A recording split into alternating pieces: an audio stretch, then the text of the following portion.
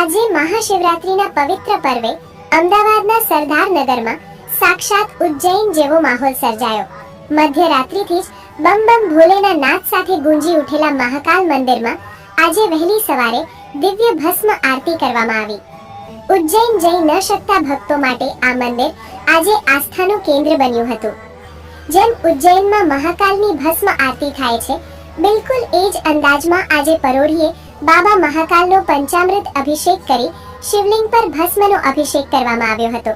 ધૂપ, દીપ અને ડમરૂના નાદ સાથે સવારની આરતી વખતે આખું વાતાવરણ શિવમય બની ગયું હતું।